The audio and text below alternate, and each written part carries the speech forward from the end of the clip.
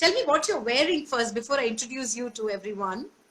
I'm wearing a silk, a soft silk, which belonged to my grandmother, my maternal grandmother.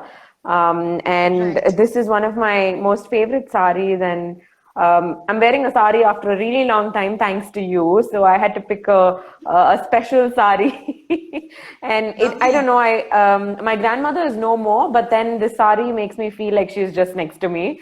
So Right. it's beautiful how my saris bring about so many different emotions, right? And this is one such special sari that I have. Lovely. I'm so Yeah, glad you picked something beautiful. Sometimes thank you. just the very act of just wearing something nice, I guess in some sense allows us to forget about this horrible situation that we're all trapped in, right? I completely agree. And I think Yeah. I just last week I kept thinking, oh God, it's been so long since I wore saris. And this morning I had another opportunity where I had to wear a sari, and it just really brightens up the day because we're tired, we're I exhausted, we have know. no idea how things are going to be. And then just this one piece of fabric can bring about so much of it's like a morale booster. Yeah. It's amazing. Yeah. Aishwarya, it's helped me for 4.5 months now. It's been Oh like my God. loyal companion through all the Instagram conversations I've had. Having a bad day, just worn the sari, and I'm like, okay, life's not so bad after all. True, true. And I think Yeah. kudos to you for all that you've been doing, because I think you've Oh, been thank bringing you. so much Thank of you. cheer to so many of us, including me. So thanks to you for that. Thanks, Aishwarya. So I'm going to just sort of, set the context of this discussion. This is part of Panjavarnam Silk's series called In the Company of the Sari. I suppose that's really very obvious. I want to just introduce Aishwarya to all of you. And I was thinking that, to be an artist, someone once said, is to really believe in life. And I really can't think of somebody, every time I think of Aishwarya as a person, and I've known her for almost a decade now, actually. I first met her in Ilango sir's studio. And I think of her as somebody who is really constantly engaging with life. I like how she works with young people, with the world around, constantly commenting and participating in the dynamics of human life, conscious and sensitive of weavers and artisans, also with a very entrepreneurial head, but also a very sensitive and a generous, giving heart, so to speak. We're going to talk about all of that. And it's great that we also love the sari, so that also brings us together. So, a more formal introduction to Aishwarya is that she dons many hats as an entrepreneur, design educator, and a Silambam practitioner. She's the founder of Maisha Studio, one of Chennai's premier academics for art and design education. Um, Aishwarya has also been a speaker at TEDx. She's a Madras University first rank holder, panelist at the Think Edu Conclave. She's won several awards for her work in creative education and Silambam. For those who don't know, Silambam is a 3,000-year-old ancient traditional martial art form which has its origins in Tamil Nadu. Thank you, Aishwarya, for sort of spontaneously agreeing to be in conversation with me today as part of Panjavarnam Silks series. Always a pleasure, Akita. Always a pleasure with you. Lovely. Aishwarya, when I was thinking about how I must set the sort of context for this interview, I thought of, and as your bio also says, you wear these many different hats. And I think I have a certain idea about what sort of connects all these things, but I want you to respond to, you're a dancer, you're a visual artist, you're a designer, design educator, Silambam artist. Have you ever wondered what is the one common thread that sort of binds them all? And if somebody asks you, who are you? What is your, what is your one word or one line response? I think this is a thought that's constantly running on my mind, because in a way I feel like every day is a search within ourselves, right? To kind of understand who we are and what we are as well. So Yeah. Yeah. if I have to answer that question in one word, I believe that I am a creative. And I feel that creativity is a way of living. And pretty much everything that I do, be it design, be it visual arts, be it education, Silambam, right from all of that to my other passions like the nature and trekking and pretty much everything that I do, in a way, I think comes down to how I go about creativity as a way of living. Aishwarya, but where does the sari fit in this entire scheme of things? Because I've also seen you so much wear the sari and wear it with a lot of pride. I'm just curious about where the sari fits in this whole, these many hats that you sort of done. I've actually always loved saris. I think I should blame my grandmothers and my mother if I think about the earliest memories of saris, right?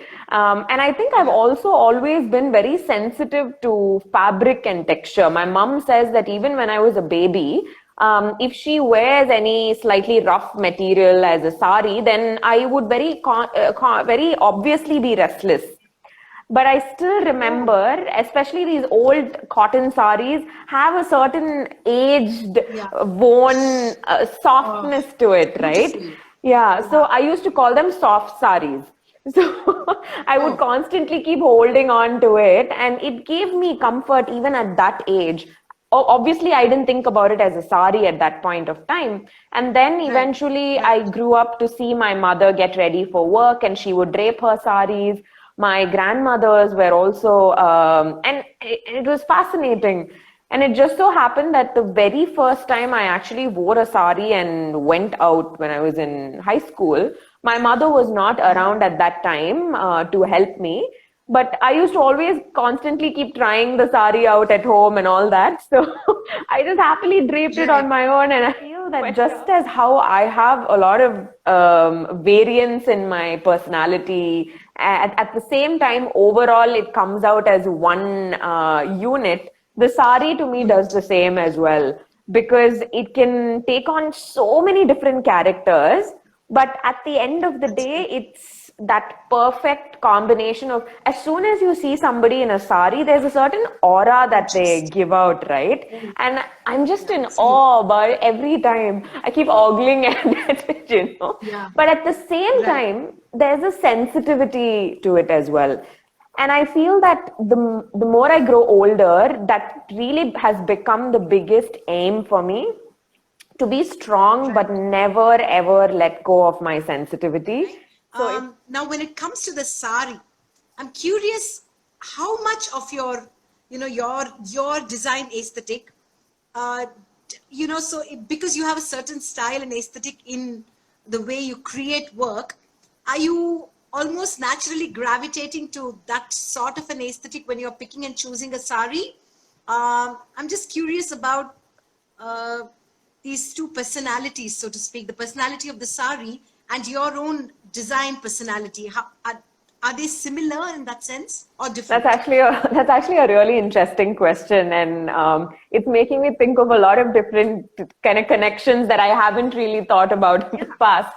But it's interesting that you asked me this question, because I think since I am a designer and artist in a very primary level, it changes the way in which I look at a sari. I don't look at a sari as just a sari, because I've tried weaving fabric and I know how unbelievably difficult it is.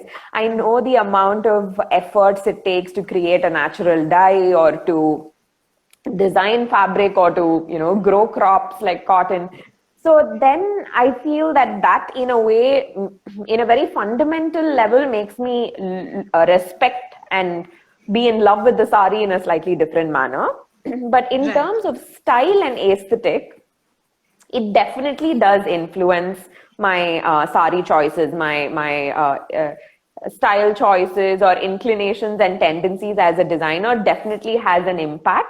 Because I see how at the end of the day, design is all about lateral thinking, and we're constantly trying out different ways to work around solutions.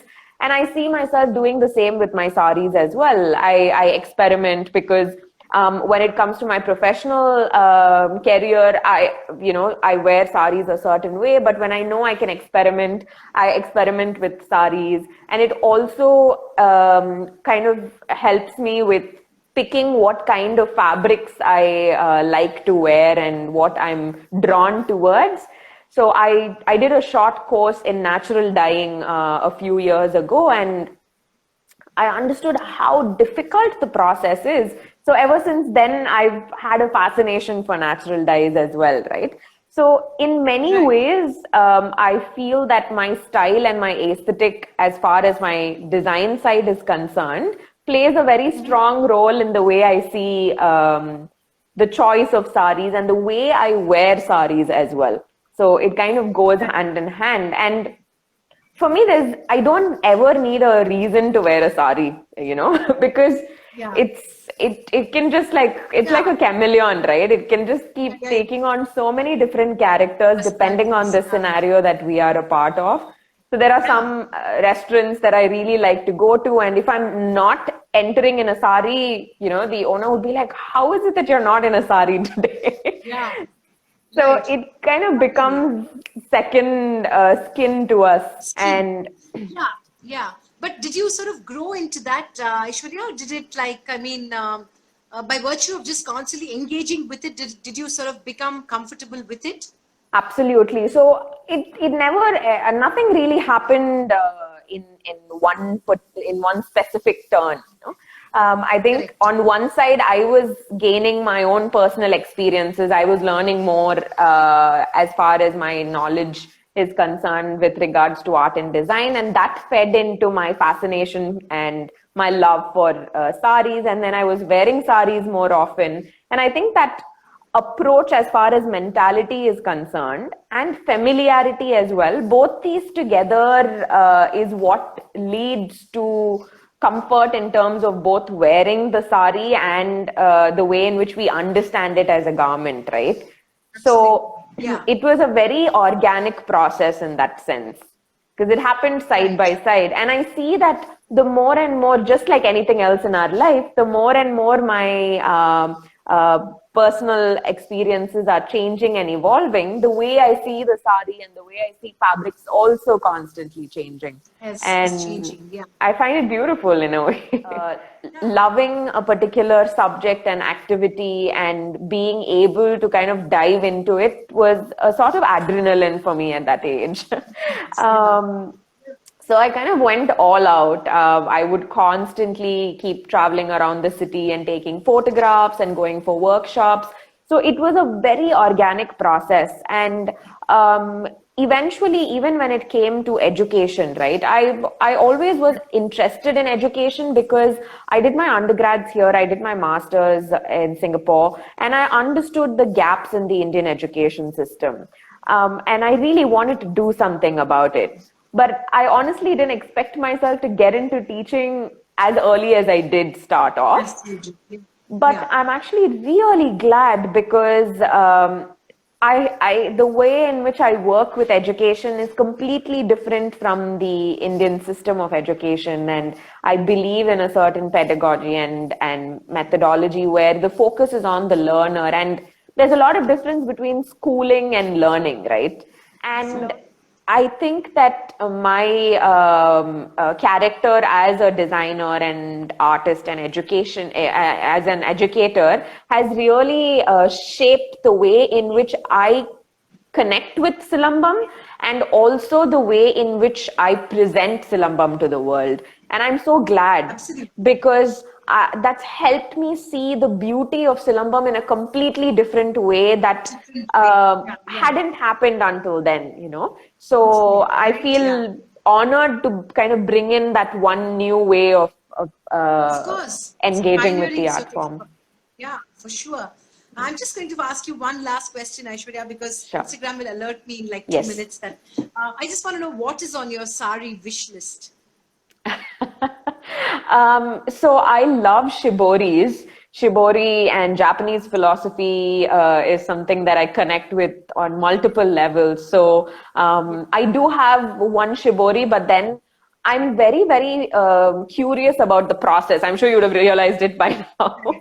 So I would love to either be a part of the shibori dye making process and then buy a shibori sari, or at least witness the making of a shibori sari and then possess it. Yeah, so that is something. And of course, natural dyes. I have a fascination for natural dyes as well. So if it's really good indigo and shibori, that's something that would definitely be right on top of my wish list.